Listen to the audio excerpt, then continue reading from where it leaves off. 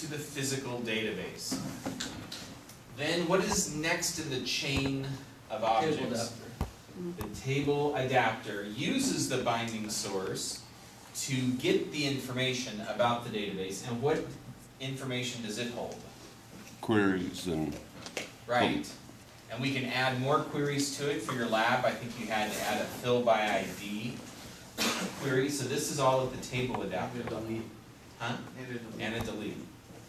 Then the data set is what the table adapter retrieves from the database and fills up the data set and hands it to you. And this is what all of your data looks like to your program. And what we didn't see was that your data set can actually contain multiple tables. Of course, ours only contains one table, but you could have a student and an instructor and a classes table, and then you could actually have them all related one to another. With only one primary key per table, though, right? Right. So now, other terms you should know are, what is a table?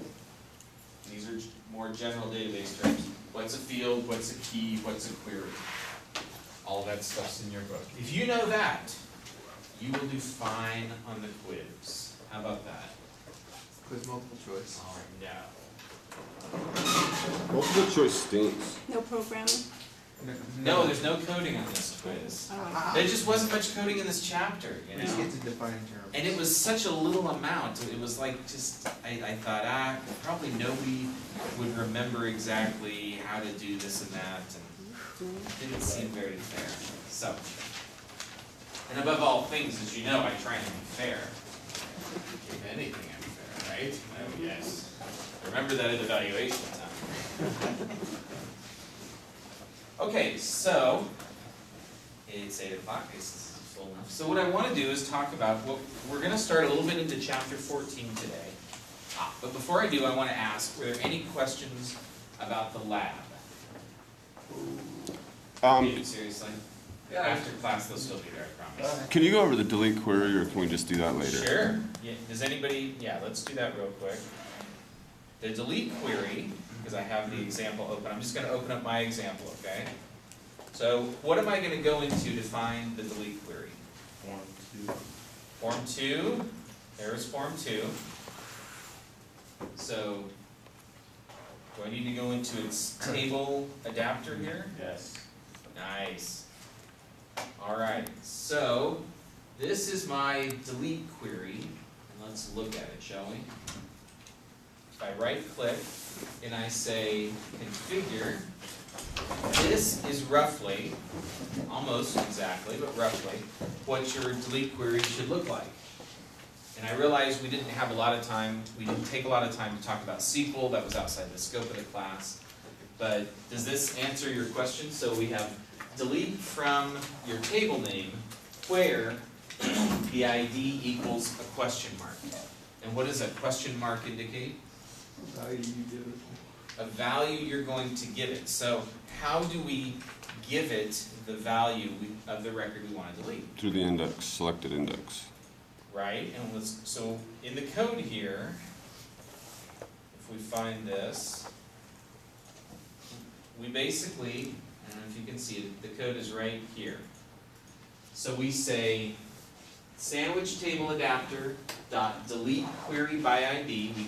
We have this method, notice named the same as the query we created, automatically for us, which is pretty cool.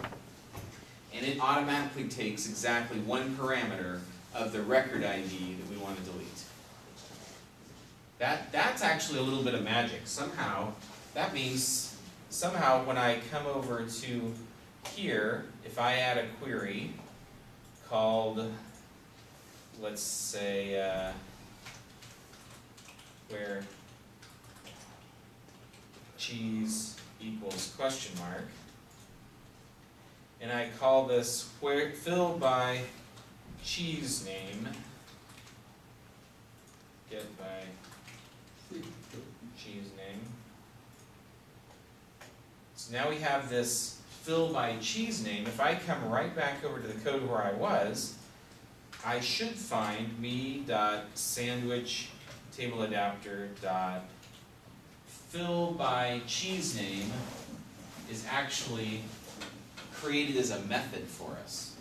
So it dynamically generates the SQL code as well as the VB.NET code to create this method off of this object for us.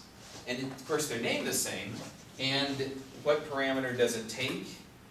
It says that it requires a data table, and is that right, filled by cheese name?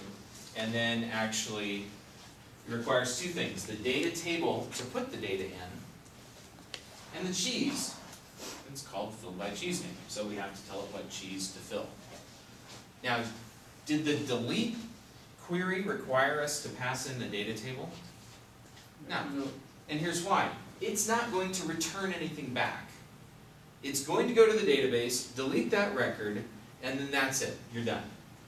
But this fill by is the shortcut for go get me some data. So we have to tell it two things. We have to say, where am I going to put that data? In my data table, that's where I want it back.